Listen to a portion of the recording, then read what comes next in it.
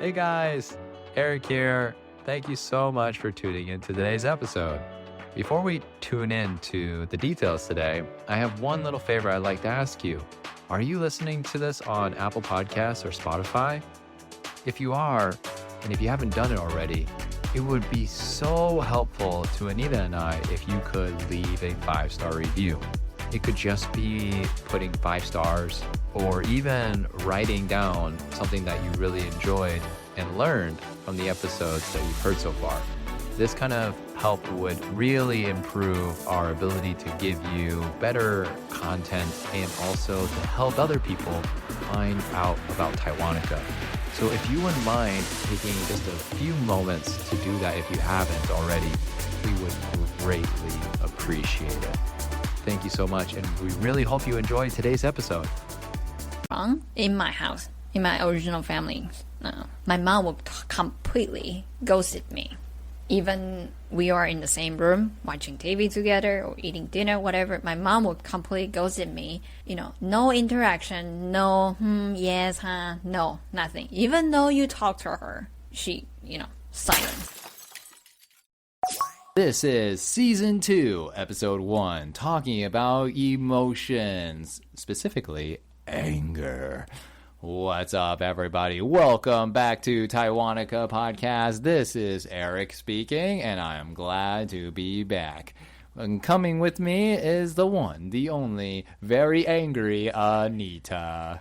Hello, everybody. I'm very excited about today's topic. She is very excited that she even changed her voice. I am. So we are Taiwanica Podcast, a podcast that talks about cultural differences between Taiwan and the USA, now introducing emotional context so we can feel feelings together. Now, today, we already talked about our main title, which is anger, an emotion that we all feel on a regular basis, especially more for others. No pointing any fingers, but yes, we all feel angry at times. Yes? What about you, Anita? Of course, I am very well experienced with anger, of course. I think every emotions are great. They are just experience. The problem is, how are we going to solve them if it's negative ones? How are we going to celebrate them when they are good ones? Wonderfully said. I completely agree.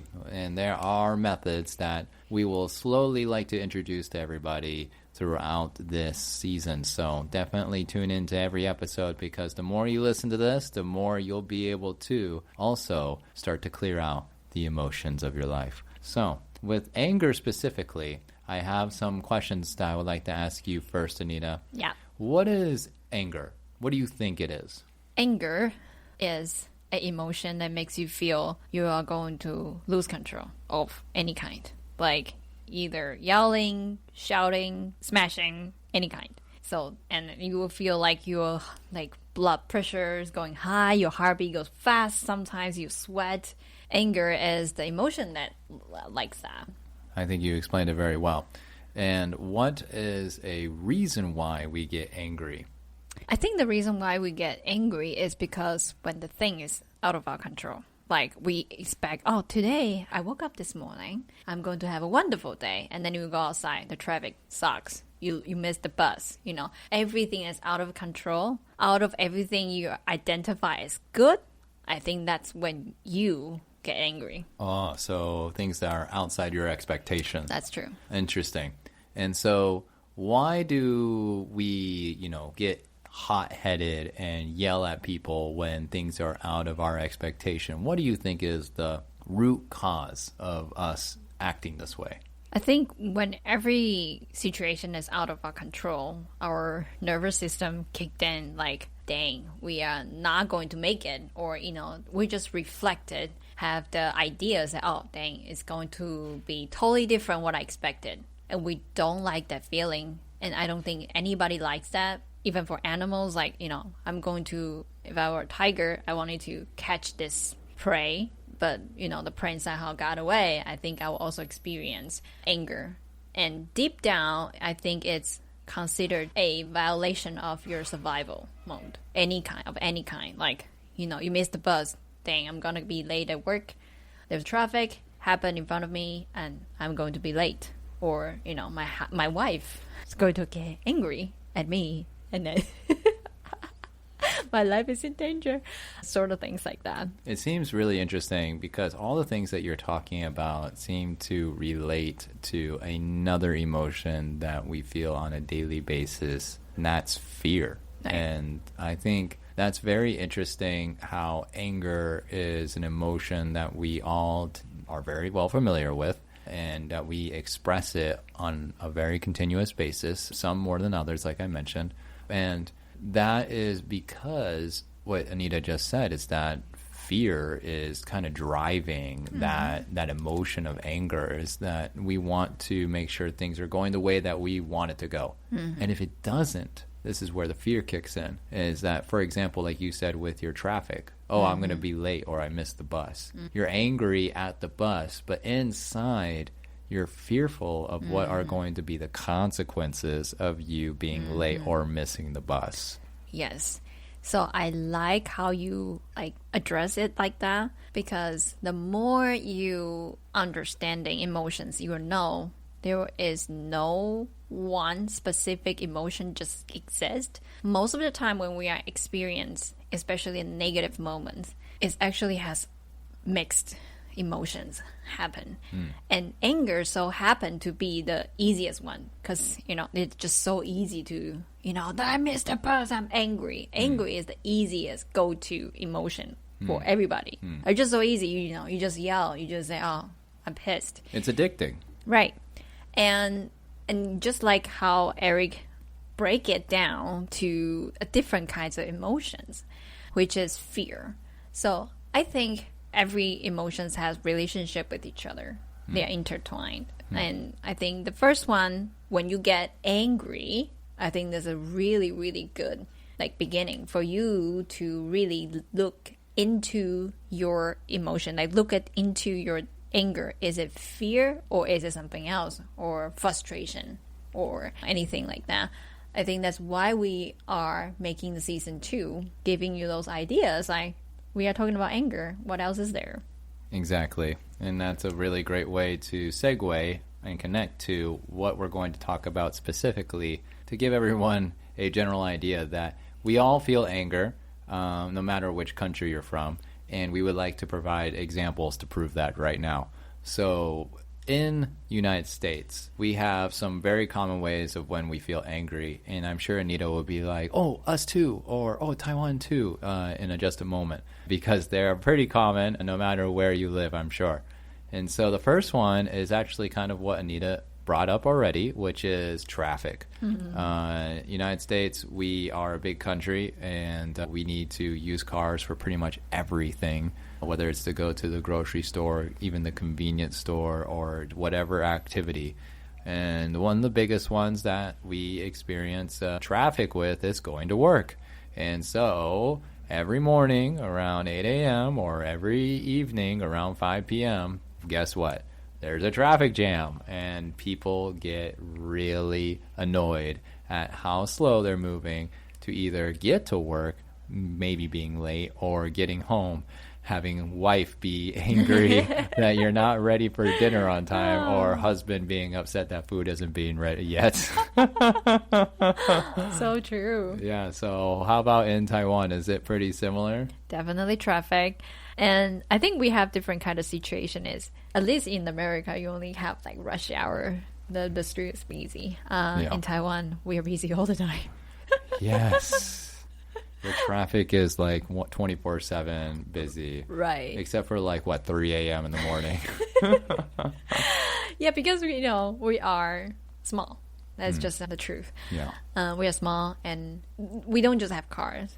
We have scooters. Ah, yes. Okay. And everybody's arguing we should modify the law of scooters or car, whatever. But the truth is, it's all kind of messy. People not following the traffic law, whatever. Just everybody so happen to be, and we like to go outside, because it's sunny all the time. Yeah. And sunny all the time. Everything is affordable. We go out and eat. So a different kind of situation, because you guys have to go home to eat at home, right?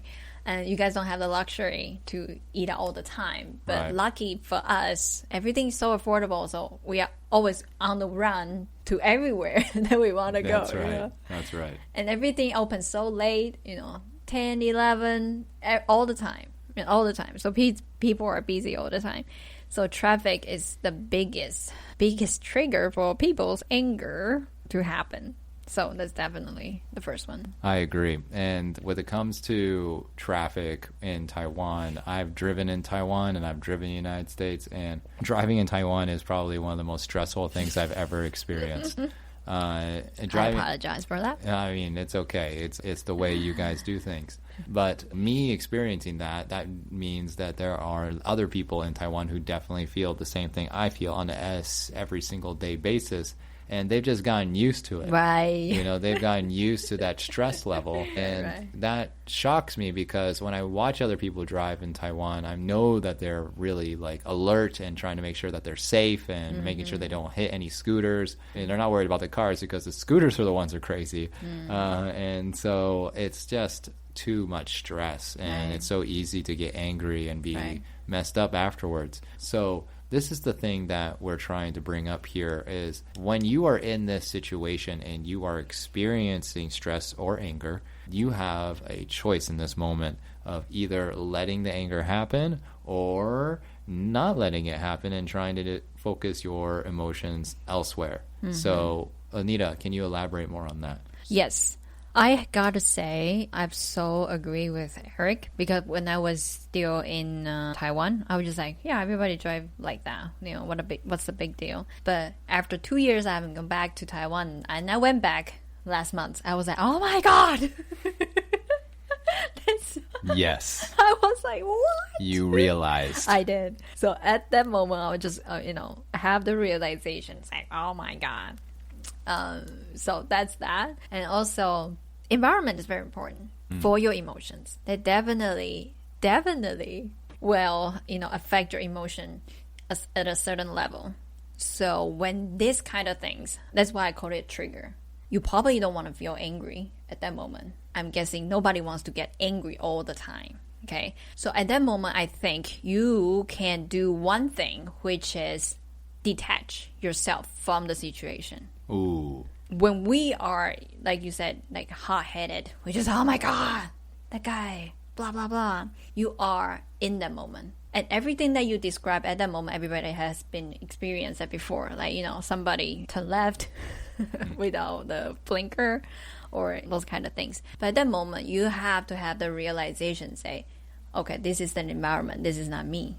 Right. And traffic is busy. I get it. The weather is hot all the time. I get it.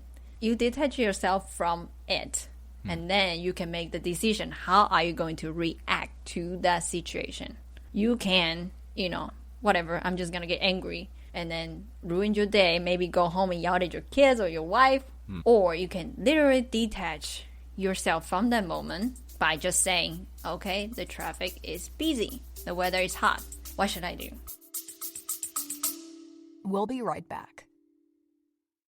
I really like journaling, but I always end up with no time or cannot find a journal that I really like. So I was like, hey, let me create one. So here it is, a self-help journal created and designed by Anita. Inside the book, I provide very simple and easy to follow template. For example, in the morning, to-do list. In the evening, gratitude practice. So you can use a very little time to start this healthy habit. Go ahead and check it out in our description down below or go to our buymeacoffee.com.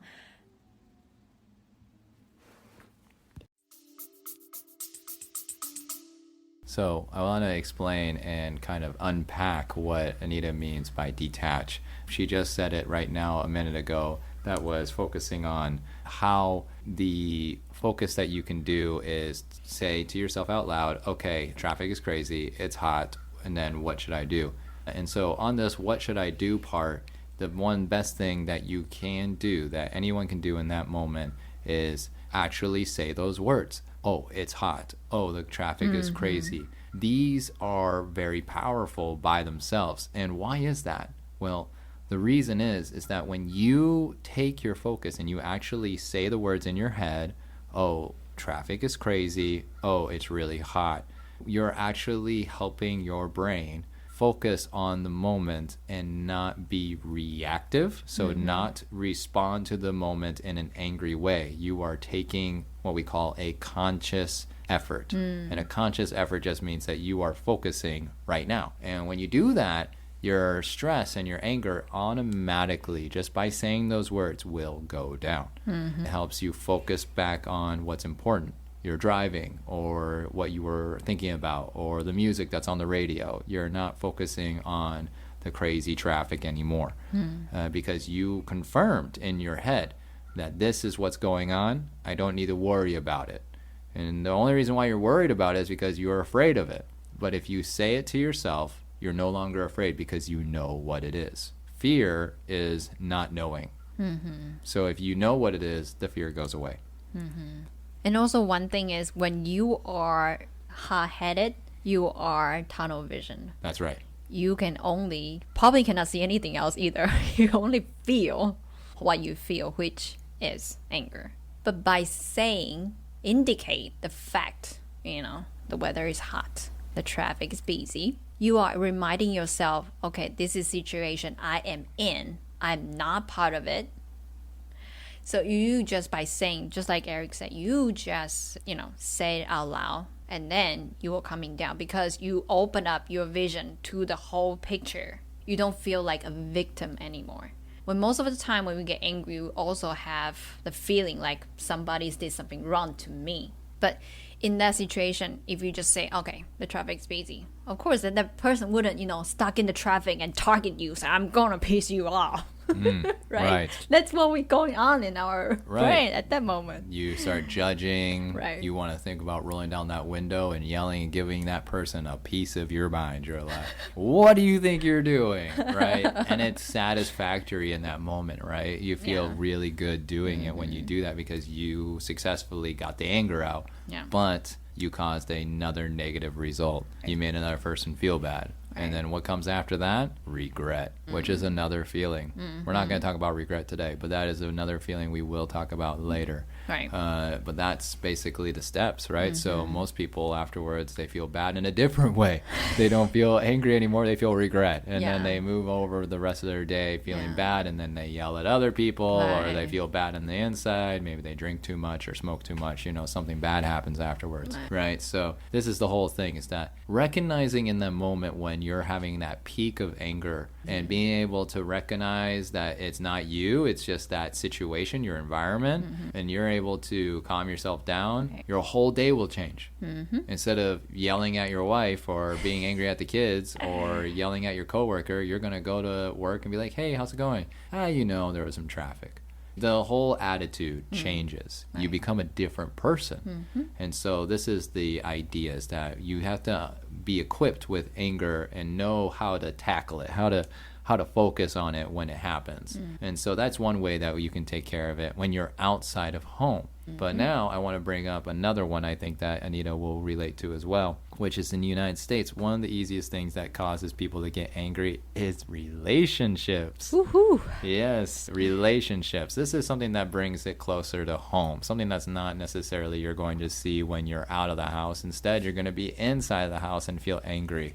So let's talk about that a little bit. Right. I'm going to explain a couple of examples real quick. So one of them is family, okay? Mom, dad, brother, sister, the close people in your life. They do things that make you mad every single day, but you've gotten so used to it that you don't say anything.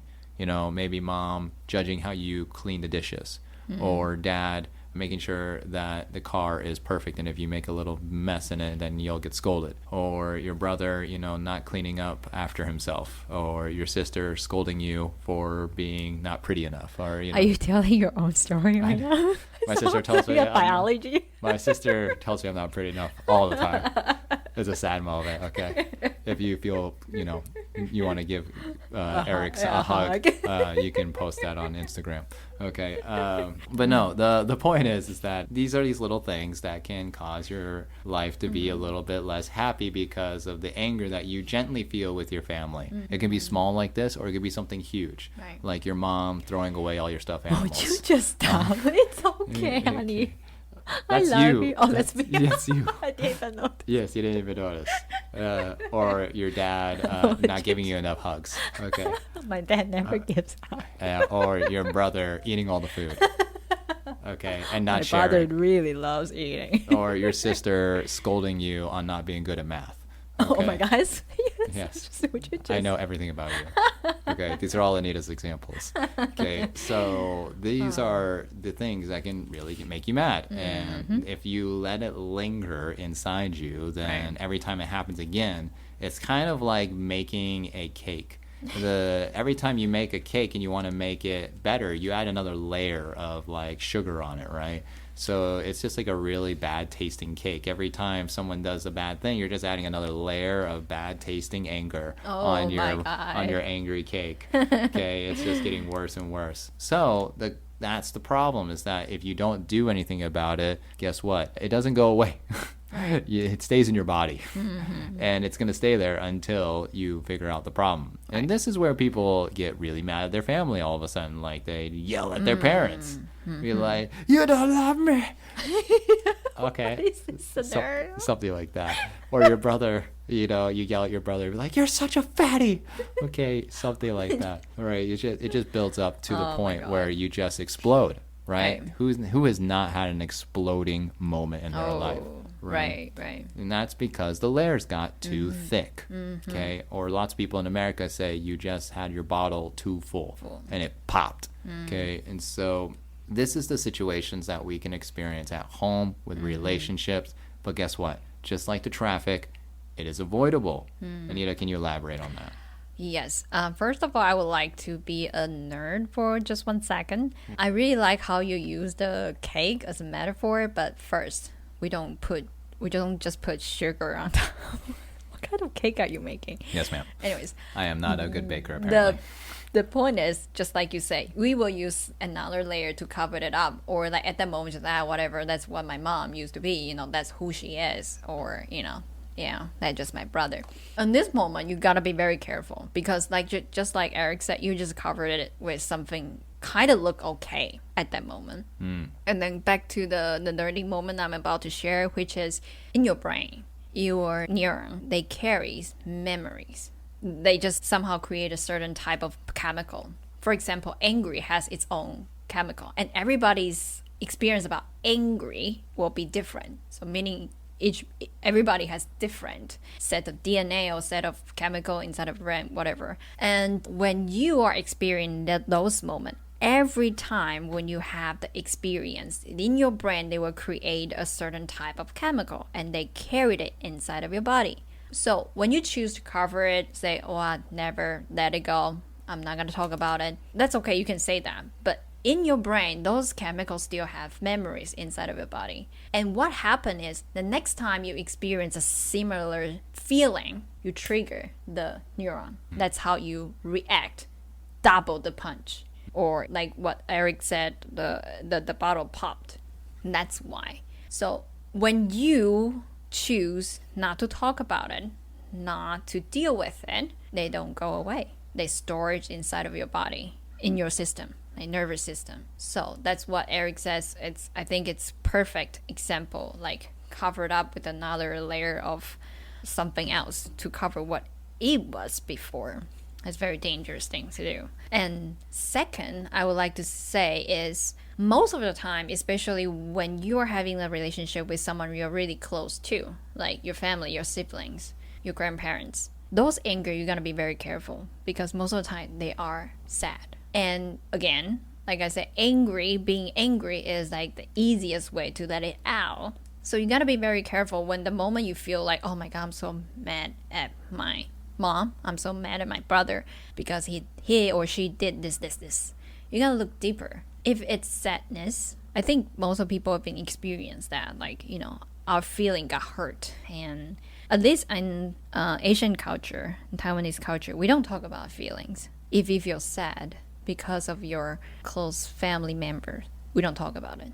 Angry is the easiest way. Like your mom mad at you because your score is not good enough. I'm mad at my mom because my mom never gave me the attention that I need. But you look deep down, it's sad. So especially when you we've been taught, at least, if you grew up in Taiwan, when you're a kid, when you said you cry, your mom or dad will tell you, stop crying. Crying is not going to solve anything.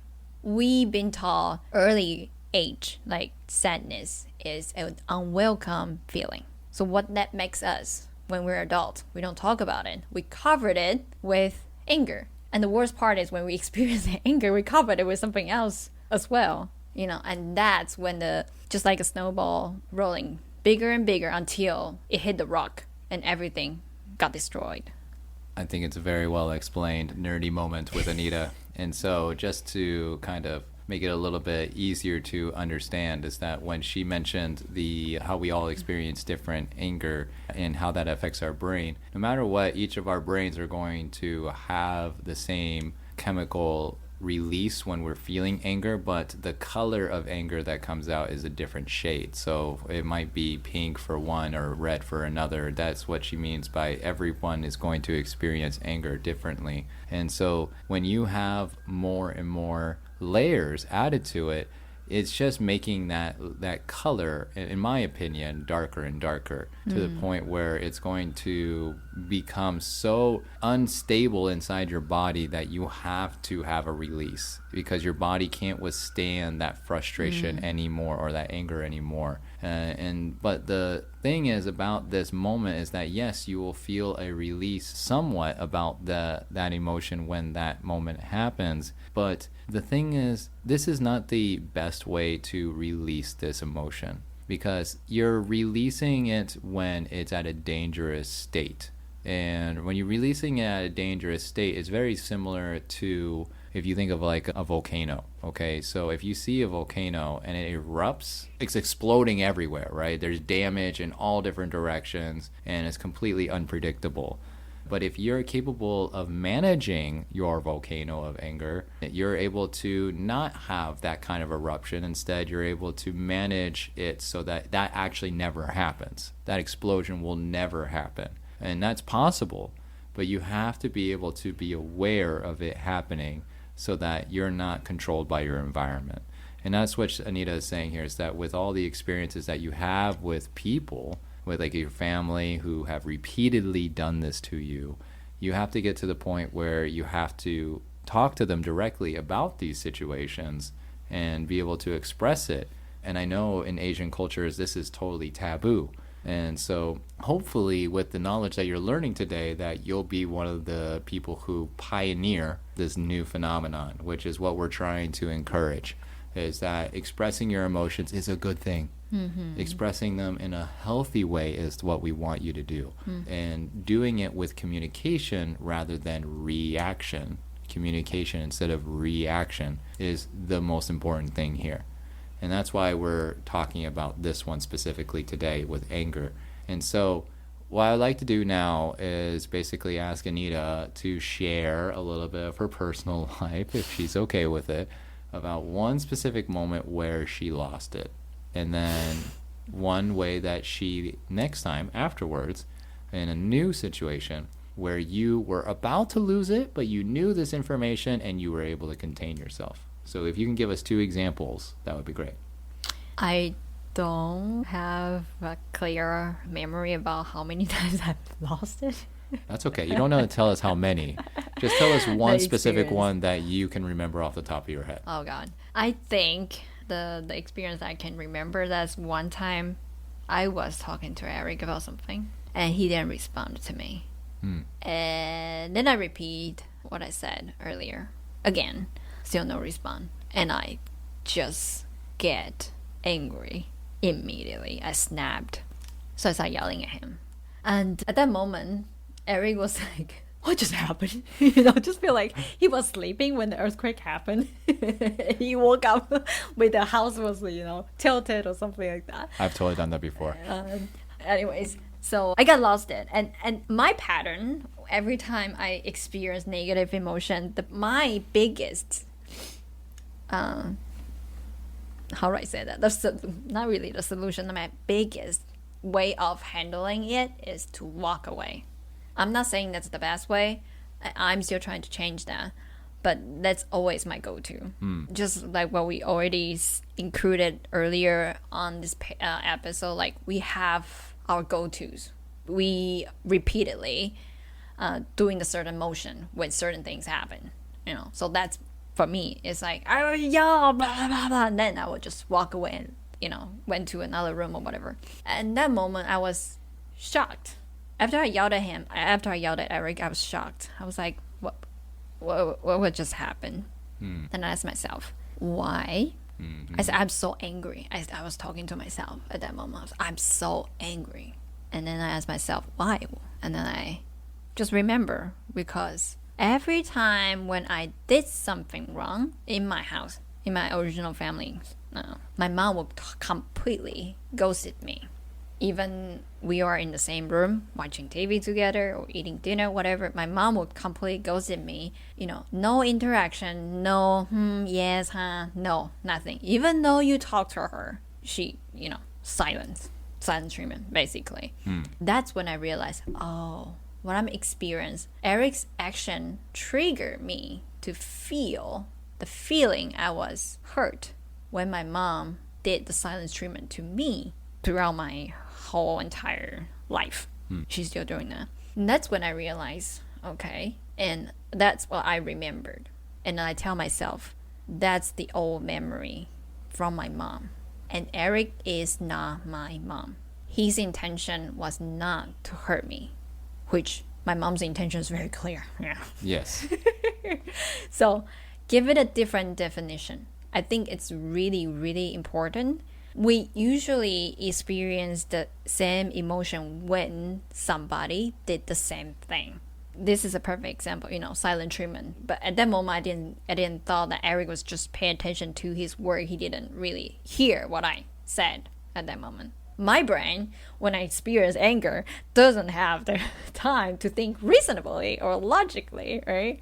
But I took away. I think walking away sometimes has good result. Agreed. Which is like this. I walk away, I ask myself tons of questions because I don't want to feel like that anymore. And I don't want to hurt my relationship with Eric just because of my past relationship with my mom. Because, I don't want the same thing happen again, right? I don't want to have a bad relationship with Eric just like the relationship my mom and I shared. So at that moment, I changed. I say, look, Eric loves you. He never will, based on your understanding to your own husband, right?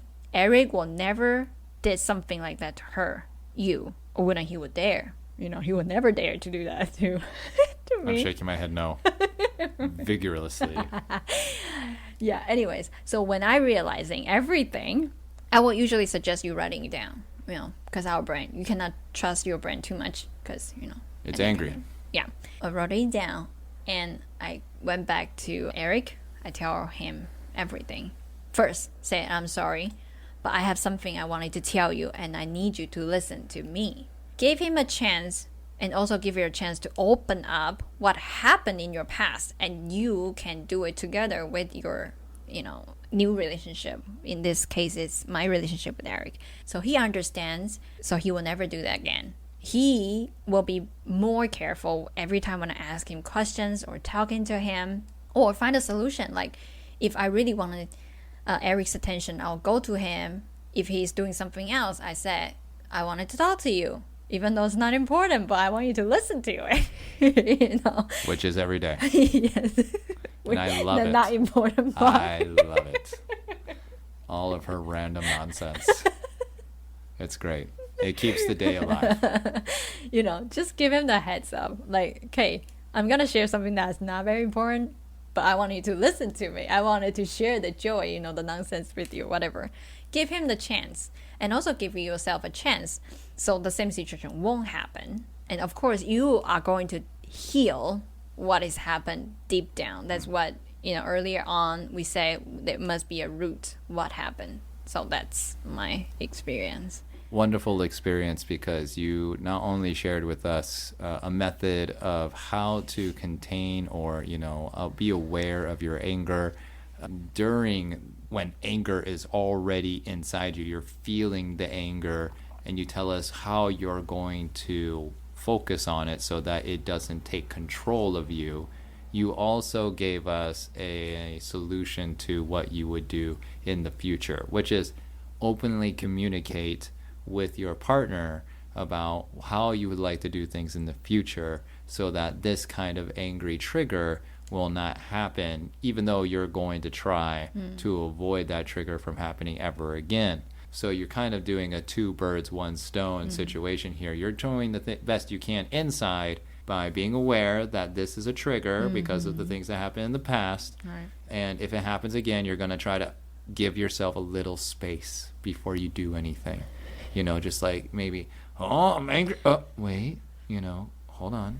You know, just give yourself a couple seconds. What's going on? And then you're like, oh, it's the mom thing, the cold shoulder, the ghosting thing again. And then you're able to walk away, take care of it, and then come back and be a different person. You're not causing the same issue over and over again. Right. So that's great. And then you, with the communication with your amazing husband that you have named Eric, I want to meet this guy. Oh my God. You this said guy. that you'll try to make an alternative by letting him know. Right. So that he's also aware that he needs to do something more carefully. So your relationship grows on both sides, inside and out. Right. Wonderful. And so I would just like to add one last method today that is about the same thing, which is when you're inside of an angry scenario, what is something that you can do with your partner or whoever you're talking to make it so that you can feel less angry at them faster? Because sometimes it's not very clear. Like Anita had a very clear trigger. She knew that it was her mom that caused her to be mad. And so she was able to control herself in this situation. But sometimes anger doesn't have a clear reason why it's happening at that moment. You're just angry because of some sort of trigger that happened in the past, but you're not like, oh, I know exactly what it is. Sometimes you're just like, oh my God, I'm just so angry for it because, you know, for some reason, when Anita is making miso soup, it just pisses me off. You know, Did that ever happen before? No, it's just an example. I see. But just a good example of like Right. why exactly. So if you're in that situation where you're just mad at them and you don't want to be mad, okay, I have a great solution that you can use, and that is the 3 appreciation statements. Okay, so this method is great if you are someone who really likes to express your words, and you don't have to say it out loud. You can say it to yourself. But basically what the 3 appreciation statements is, I'll give an example. Anita and her miso, she's cooking it wrong. Oh, I'm so mad. How could you mess up miso? Raw. And then I was like, okay, wait, Eric, okay. What do you I ask myself this. What do you appreciate about Anita? Okay, I say, oh, Anita is a great chef. Oh, Anita takes really good care of our son. Oh, Anita looks lovely today, and I appreciate that. What happens when you do that? You are literally taking your brain and your body from a negative point of view to a positive point of view. And when you do that, you make the person that you're mad at more human. They're not this character in your story that's screwing things up. And you're like, I'm so mad at this character. If I destroy the character, then I'm happy again. No, they're real. They're a person in your life again. And when that happens, you slow down, you calm down. Your body actually literally becomes less stressed when you do that. So that's one of the other methods that if you're actually in the moment of feeling real anger, that's a way to get out of it real quick. Yeah. I think that's really, really good because sometimes when you're mad at some person, someone become an object. Like you're going to attack it. Like just like you say, you're playing video games or something. Oh, that person is in my way. I'm just so annoyed by him. Kill. Right. That's literally is how scary that is. If you let your emotion, which is anger, control your brain, you're gonna have those crazy thoughts, and that's when most people say crazy things too, and then they regret it. You know. That's a perfect example. We all been there. I've said so many horrible things to Eric or to other people in my past relationship just because I didn't know Taiwanica nor it exists in the past, or you know I didn't have the chance to really understand it deeply. So that's why we are doing this right now, to give you those good method. But one thing you're gonna keep in mind, which is every change takes practice, and practice takes time. You got it. Because We are so used to the setting. When somebody cut in front of me, I got angry. That's just the setting. That's your brain, telling you what to do, completely reactive at that moment. You're not even thinking. We are so used to this pattern. So when you're right now, what we are teaching you, which is establish a new pattern to a new solution, which is a better solution, you have to do it mindfully, which is consciously, reminding yourself every moment, pay attention to those moments and do the practice. It's going to be hard, of course, right? But you have to do the practice every time when those moments happens. Well said. And I think this is a great place for us to let you know that we really care. And this is a wonderful ending statement that Anita made about how you can today just be a little bit more aware of how you're acting in certain scenarios. And so this is Anger on Taiwanica. Stay tuned because we will be expressing another emotion in our next episode. We hope you enjoyed. If you did, please definitely give this video a like if you are listening on YouTube. If you're listening on any podcast place, Apple Podcast or Spotify Podcast, please like it and leave a review. Your support will help us find more people to help with this information. And finally, make sure to follow us on Instagram at Taiwanica Podcast. Yes, and so this is Eric, and that's Anita, and we are done. I was waiting for you like a big closing. I think one last thing I wanted to mention, which is if you are looking for any kind of healing, growth, emotionally, mentally, we are here for you. If you're interested, leave the message on Instagram again at Taiwanica Podcast, or you can go to our page and check out our package. What is the webpage again, Eric? On Amazing Talker. All the links are provided below, and you can easily send us a message there, and we'll get back to you as quickly as possible. Yeah. All right. Well, Anita, thanks for your insight today. Thank you for being here today. I'm glad to be. Very glad. All right. You all take care. Have a wonderful day, and stay happy, everyone. Bye. Bye. Thanks so much for tuning in to Taiwanica. If you're enjoying the show, please feel free to rate, subscribe, and leave a review wherever you listen to your podcasts. That helps others find the show, and we greatly appreciate it. Thanks again for listening, and we'll catch you in the next episode.